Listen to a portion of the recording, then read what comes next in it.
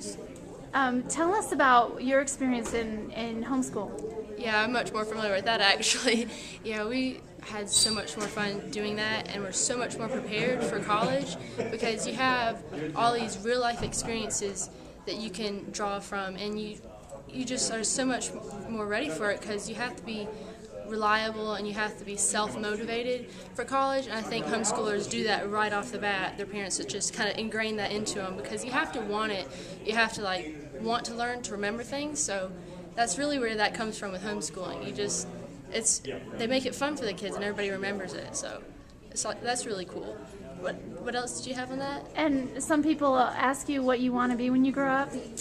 That's a very interesting question too, because with our lifestyle, we're kind of already doing what we want to do right now, since our parents have a family business, sporting and training dogs, so we train animals for a living basically and play with animals for a living. People are like, you can't play with animals for a living. We're like, well, we do, and it's fun, so that's what we're doing right now. But I want to have some other credentials too, not just rely on the family business, so I'm going to college for early childhood education just to get the credentials in case later on they make it to where you have to have a degree to homeschool your kids. I'm definitely going to have that. My kids are not going to public school, so that's what I'm doing right now, and then I'll use that probably for tutoring and stuff, but I'm definitely not teaching for the public school system. You don't have to worry about that.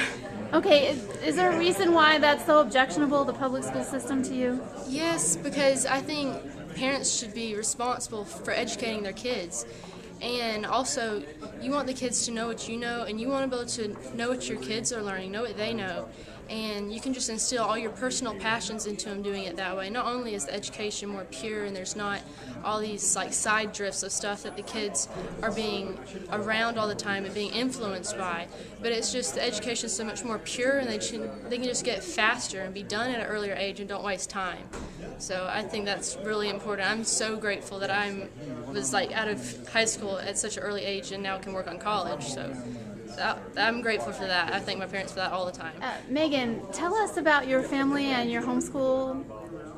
All right, with the public schools and how the foster kids have to go back and forth, is that what you're talking about? Yes. Yeah, definitely. That has been a big issue in our family with how they don't let you homeschool foster kids, and that's a big contribution to start with to the community. When you're homeschooling your kids, you're taking that responsibility for yourselves, and you're fostering and adopting, and we would really love to homeschool the kids that we foster.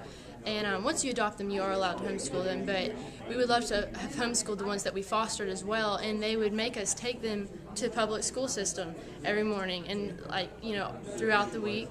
And forever we were like, oh my gosh, we thought eventually maybe we could homeschool them, but no, they have to be in the public school system if you're just fostering.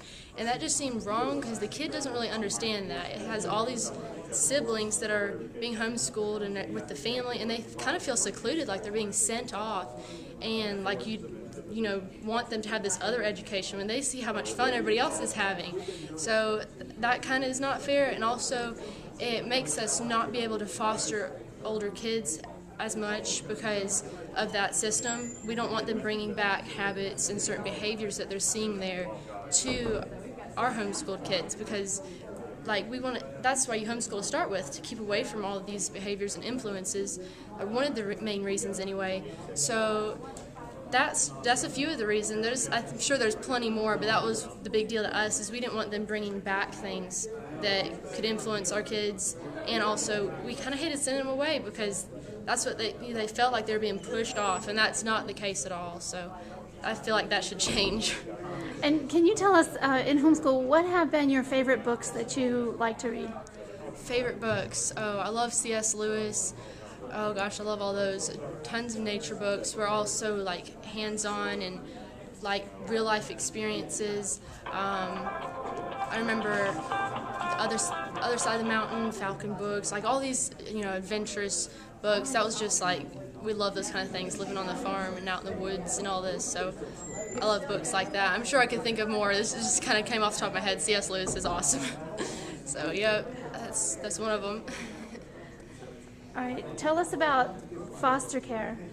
All right, so the foster care, the part that I wanting to tell you about is just where it's so sad how they take the kids away. It's really detrimental to the family. I don't think people realize that as much. And I'm sure they might have like made policies now where it has to be transitions, and they're supposed to be, but there was 2 circumstances for sure that didn't apply to us. They just kind of took the kids, and that was really hurtful, and it actually slowed us down from fostering for a while because it's really heartbreaking.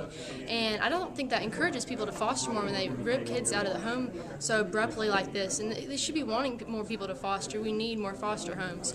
So with this one particular case I was going to tell you about, we had this little boy. He was only maybe like 2 years old, and we were all down in Disney World for vacation because even though he's fostering, you want him to have all these experiences at such a young age. And we were down there, and they called us. DFACS called us and said that we had to be back the next day. They were like, we're coming to pick him up, so you will just have to drive back now. They were like, there's no goodbye, no transition. They're like, no, there's a great aunt that's never seen him and wants him, and she's getting custody because she's related to him.